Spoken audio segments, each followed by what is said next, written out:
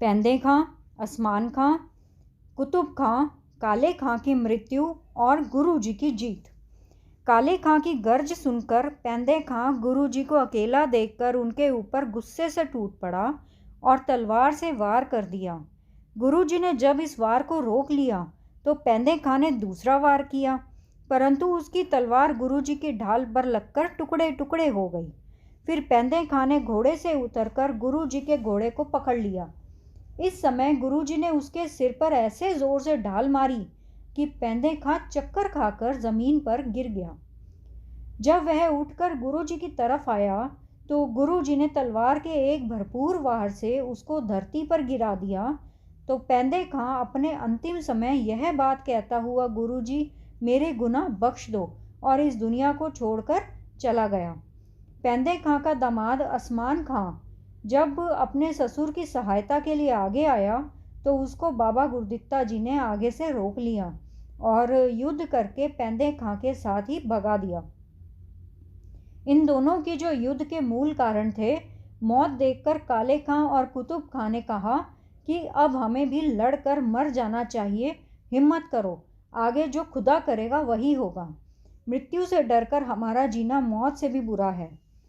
ऐसे सलाह करके इन दोनों ने अपनी सेना के साथ गुरु जी के ऊपर हल्ला कर दिया। हल्ले को आगे रोकने के लिए विधि चंद अपने साथियों से आगे हुआ। आमने सामने शस्त्रों के वार होने लगे और घमासान युद्ध मच गया। मुर्दा के ऊपर मुर्दे गिरते पड़े और कुतुब खां गुस्से से गुरु जी के ऊपर तलवार का वार करने के लिए झपटा और 2-3 वार कर दिए। उसके वार को रोककर गुरु जी ने एक ऐसा तलवार का भरपूर वार किया कि कुतुब खां का सिर काट कर धरती पर गिरा दिया। सूबा कुतुब खां की मृत्यु को देखकर काले खां ने गुस्से से गोलियां की वर्षा कर दी। आगे सिख शूरवीरों ने मुकाबला किया और जब काले खां के आदमी एक पैर भी आगे न बढ़ सके तो काले खां घोड़ा छेड़कर आप ही गुरु जी के सामने चला गया। घोड़े को छोड़कर आप ही गुरु जी के सामने चला गया और गुरु जी ऊपर तीरों से वार करने लगा। एक तीर गुरु जी के माथे पर लगा जिससे आप जी के माथे से खून निकल आया। उधर गुरु जी के एक तीर से काले खां का जब घोड़ा गिर गया तो काले खां ने खड़े होकर गुरु जी को ललकारा कि यदि शूरवीर हो तो घोड़े से उतरकर युद्ध करो। गुरु जी ने घोड़े से उतरकर खड़े हो गए और काले खां ने गुरु जी के ऊपर तलवार के 2 या 3 ऐसे वार किए कि गुरु जी ने उसके वार को रोककर एक ऐसा तलवार का वार किया कि काले खां के 2 टुकड़े हो गए और धरती पर गिर गए। यह देखकर सिखों ने जयकारों की गूंज दे दी और शाही सेना मैदान को छोड़कर भाग गई और गुरु जी की जीत हुई और आप जी ने अपनी तलवार म्यान में डाल ली। इस युद्ध में 700 सिख शूरवीर शहीद हुए और अनेक शाही सेना के मुर्दों से बहुत बदबू फैल गई। कौवे, कुत्ते और गीदे सैकड़ों की गिनती में मुर्दों का मांस खाने के लिए आ गए। गुरु जी ने सिख शहीदों के संस्कार करा दिए और शाही सेना के मुर्दों को गड्ढे में गिराकर ऊपर से मिट्टी डाल दी। गुरु जी ने कीरतपुर चले जाना। करतारपुर के आसपास घोड़ों और सैनिकों की हजारों लाशों से जब बहुत बदबू फैल गई तो गुरु जी ने भाई विधि चंद को कहा कि यहाँ बहुत बदबू फैल गई है, इसलिए तुम सबको यहाँ से जाने की तैयारी करवा दो।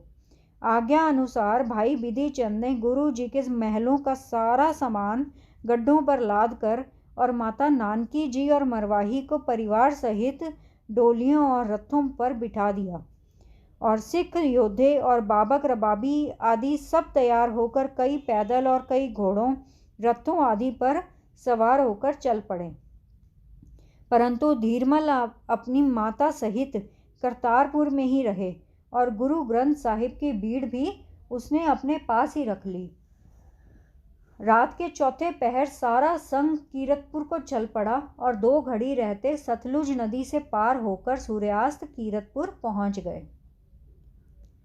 बुढ़न शाह के साथ मिलाप। दूसरे दिन गुरुजी साईं बुढ़न शाह को मिलने के लिए गए।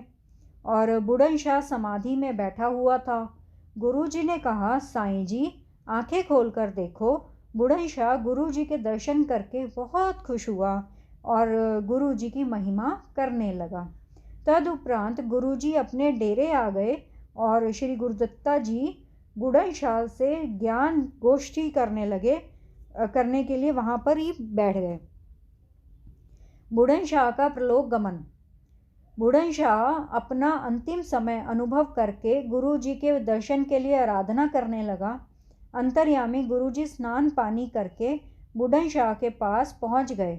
बुढ़न शाह ने नमस्कार किया और कहा, आप धन्य हैं जिन्होंने अंतिम समय दर्शन देकर मुझे कृतार्थ कर दिया है।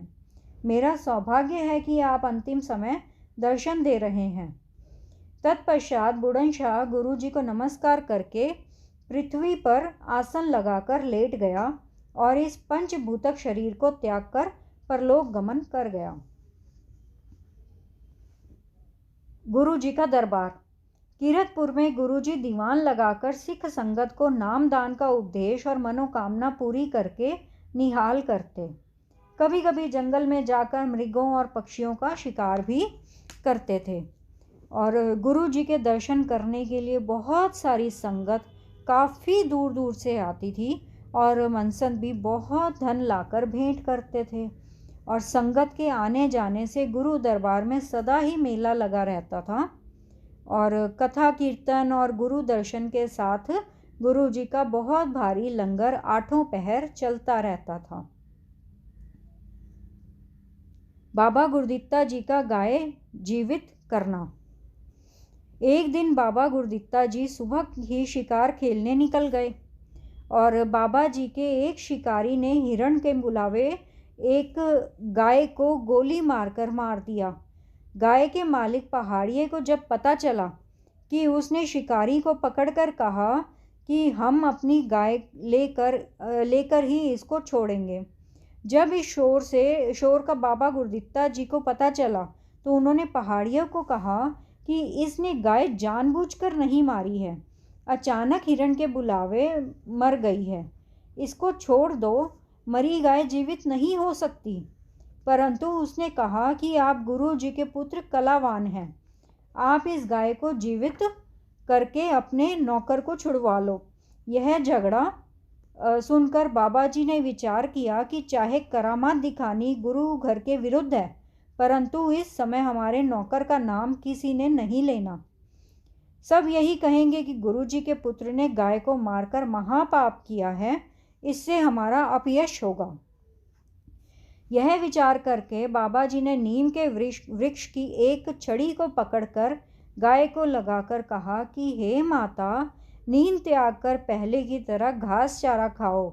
तो बाबा जी के इस वचन से गाय उठकर खड़ी हो गई और घास खाने लगी।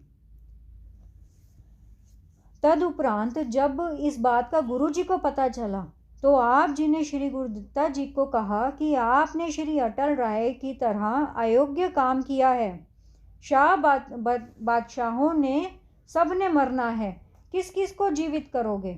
अगर ऐसा ही करना है तो प्राणों को त्याग दो।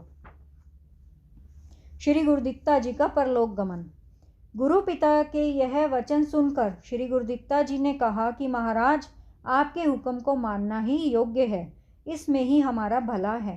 तत्पश्चात श्री गुरुदित्ता जी ने गुरु पिता जी की 3 परिक्रमा करके उनके चरणों पर माथा टेका और चुप होकर बाहर चले गए। बाबा जी बुढ़न शाह के स्थान के नज़दीक पहाड़ी पर चले गए और अपने हाथ वाली नीम की छड़ी धरती पर गाड़कर आसन पर बैठ गए। अपनी वृत्ति यानी ध्यान को एकाग्र करके बाबा जी योग अभ्यास के द्वारा अपने शरीर को त्याग कर गुरुपुरी सचखंड जा विराजे। जब इस बात का गुरु जी को पता चला कि आप जी सिख सेवक के साथ पहाड़ी पर गए हैं और देखा कि श्री गुरुदित्ता जी शरीर त्याग गए हैं, आपने सबको धैर्य दिया और चंदन की चिता तैयार करवाकर वहीं पर ही संस्कार करवा दिया।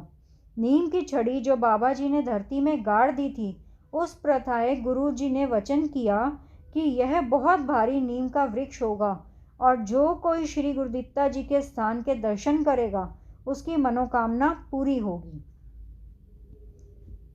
और सतनाम सतनाम सतनाम जी, वाहे गुरु जी। सतनाम सतनाम सतनाम जी, वाहे गुरु जी। वाहे गुरु तेरा शुक्र है, शुक्र है, शुक्र है तेरा दात्या, तेरा शुक्र है।